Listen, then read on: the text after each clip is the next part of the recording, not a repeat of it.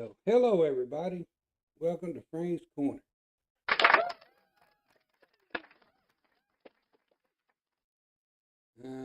Let's talk about the U.S. citizen killed by ICE. Renee Good was her name, 37-year-old woman fatally shot by Immigration and Customs Agency. Of course, we know Trump spun this off as she was trying to hit him with her car, and most of the eyewitnesses say she was trying to U-turn and get the hell out of there. And I believe she's probably trying to U-turn and get the hell out of the area because ICE are loaded guns, buddy. So now we've had a U.S. citizen killed. A U.S. citizen not involved in being deported or anything else.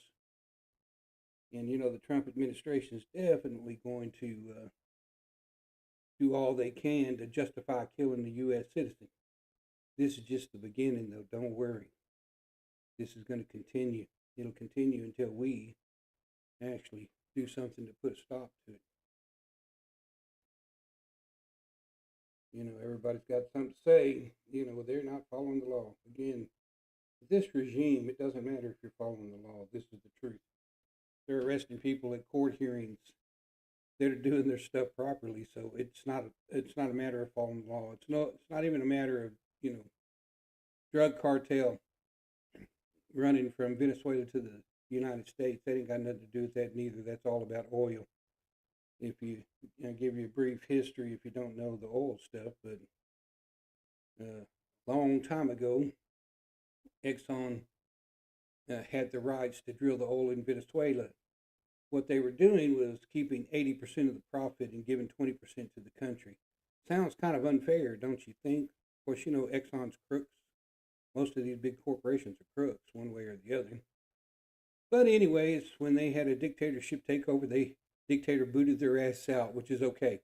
Even I can support that one because Exxon was just taking advantage of the Venezuelan oil, trying to pad their pockets with more money. Trump made he made a comment about helping the oil people out. If they'd back him, he'd make sure they made their money back. Well, Venezuela is how to give them their money back right there and then. And that's why he's controlling the Venezuelan oil right now, wanting to give it back to Exxon, but it doesn't really belong to the United States. Let's get this right. It's not part of the United States. It's part of Venezuela. But this is just an excuse to go rob Venezuela. This is the fact. And, Trump is a war criminal now. It doesn't matter. Hegseth was already a war criminal, bombing people in international waters. So technically, the best we can hope for there, and I mean the best that we can hope for, is they try his ass through NATO internationally and convict them both. And then wait till that fat orange pumpkin steps in another country and arrests his fucking ass. And put him on trial and then put him in jail. That's what we need to have done right there and then. But hey, I hope everybody's doing okay today. I did want to kind of do a quick stream just on that, what happened to the American citizen. It's pretty sad. Things like this shouldn't happen, but it does. And again, ICE and them have free reign. Naomi's going to lie. Trump is going to lie. Everybody in the administration will lie. This is a fact. They'll lie as long as they can, as often as they can.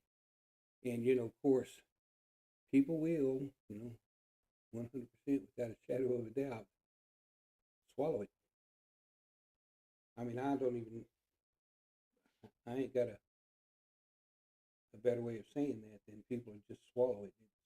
It's going to happen. People are kind of naive and they look at things thinking this. I got a buddy again, works for Homeland Security. Oh, they can't break the law. They can't do this. This dude is clueless. I'm telling you, he's clueless. Because they do break the law every day. They break the law, break the Constitution every single day. So, I don't know what else to say about it. I do know that if we, as U.S. citizens, as people, as humans, allow this to continue, without speaking up, then that's bad on us. It is. It's bad on us. I'm not sure how else to express it. That it just shows that we have no morals ourselves. We have no character ourselves. That we would just allow stuff to unfold and things to happen to people without really doing anything about it or saying anything about it. And some people might just be scared. Trump's going to put them in prison. That's always a possibility. Don't get me wrong; it's always a possibility that Trump decides, hey, you're talking too much mess, so I'm going to put your ass in prison because I'm going to squash your free speech. I mean, they tried squashing free speech when it came to Charlie Kirk. If you're a Charlie Kirk fan, I'm sorry, but he was a racist, and he had some issues. I'm sorry. He used parts of the Bible without ignoring other parts of the Bible, and that's not a Christian to me. That's just not Christian. If you're going to use the Bible, use it all. And if you're going to quote from Leviticus, go ahead and quote all the other stuff that you do that's in violation of Leviticus too. At least own up to your own shortcomings instead of just pointing the finger at one and then not trying to point the finger back at you yourself. Me, I'm not perfect. I'm never going to be perfect. It's okay. I'm just me. I'll cuss Trump out in 2 seconds. I'll cuss about Trump. I don't care. It's just me. I try to, again, do the best I can. It just put my thoughts out there about this whole mess. This country is gone to hell. It has gone to hell. Trump is destroying it. The Republicans are destroying it. And no matter what lie they want to tell, it doesn't change what they're doing. Hopefully, midterms in November, I'm hoping we get a lot of these Republicans out, we get Democrat control, and we can start impeaching people, get rid of people, impeaching Supreme Court judges, because that's how you got to get rid of a Supreme Court judge. You have to impeach the Supreme Court judge and have him removed. And we really need to do that with these far right-wing, I got my lips on Trump's dick Supreme Court justices. In Texas State, I'd go after Texas State's president too, because she's trying to squash free speech too. And if somebody wants to go back and say, well, there's this article that's written that there's certain things you can't say free speech, I'm sorry, that's not true. When the Founding Fathers wrote all this thing that's happening today didn't exist. So we've decided to interpret that the Founding Fathers wouldn't want you to do this. This is how you change things to favor certain things. We have a freedom of speech for a reason. The Founding Fathers absolutely 100% did not want the country supporting any religion. And there's no other way to interpret it beside that. They did not want the country supporting any religion, yet the country's trying to twist and say that the Founding Fathers were this and that. And I'm sorry. Do some research. Not all of our Founding Fathers were Christians, because they weren't. Some were, some were not. But they also understood, given the example of King Henry VIII, that they didn't want the government pushing any religion. If you don't understand what that means, I'll give you a brief description. King Henry VIII wanted to divorce his wife, and he took that to the Catholic Church, and they denied it because he didn't have good grounds. And instead of paying attention, he just started his own church and made everybody see that church as the primary church, because he didn't like what the Catholic Church had to say about his situation. Again, it's just how things are. So, yeah, we didn't want religion. Now we have the Gestapo running around. Again, Trump has followed the Hitler regime pretty close to a T, along with some of the stuff Vladimir Putin did too. If you don't think World War III is around the corner, you're probably wrong. There is some things about Venezuela that China and Russia had stated to the United States And now we went and did some stuff again illegally. Get this in mind, illegally. He said it wasn't an invasion, but a law enforcement act. But actually, our law enforcement has no jurisdiction in Venezuela at all. So that was just a lie and a cover up and some other excuse. And again, it had nothing to do with drugs. It has a lot to do with oil. Again, I'll go back to what I said earlier. He released that Honduras fellow that was convicted of 400 tons of cocaine trafficking to the United States and several other different drugs. He gave him a pardon and sent him back to Honduras, where he can probably start his drug business all over again and start importing shit back into the United States. So it's not about drugs. I mean, that's a fact. It's not 100% about drugs. Drugs have nothing to do with it. It was all about oil. Oil, oil, oil, and oil. That's it. But people got to see it. And sadly, I just don't think people use a good thought process when they're looking at all of what Trump's doing. I don't know any other president outside of Barack Obama who did some things, but he actually did it legally. So his actions were justified and supported, whereas Trump's actions were not justified nor supported. And again, this bothers me. I shooting a 37-year-old woman in her car dead. That bothers me. I don't really look into her family details, but I'm sure she's got parents, kids, if not kids, nieces, nephews, maybe siblings. I'm sure somebody loved the woman, if that makes sense. Somebody loved her, and she just got snatched off this earth from some hoodlums, criminals, mask-wearing terrorists. They are the domestic terrorists in this country. They are just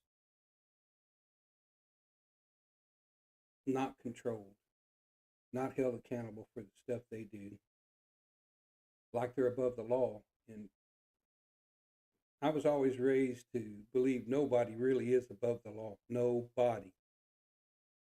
So this is just a bunch of mess. So I guess my question would be, do you think that this will happen again? Or do you think this is just a one-time thing? Personally, I think it'll happen again.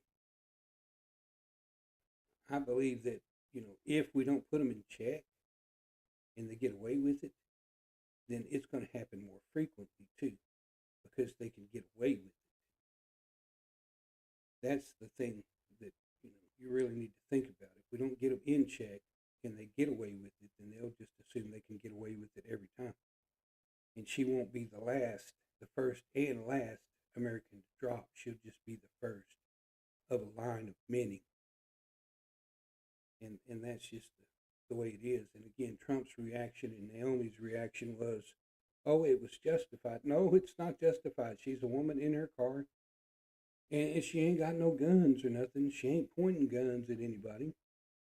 And again, they saying one thing, and there's many witnesses that do not corroborate what they're saying. They are just saying something completely different. She's just trying to U-turn and get out the way. And of course, if I'm going to be logical about it, and I see eyes trying to jack people up, and they're in front of me, my ass is U-turning to get out the way too. I guess I'd just be an old man shot dead. They'd say the same thing. Oh, you tried to hit me with the car. No, I wouldn't try to hit him with the damn car. I'd just try to U-turn to get the hell out. But, again, people have their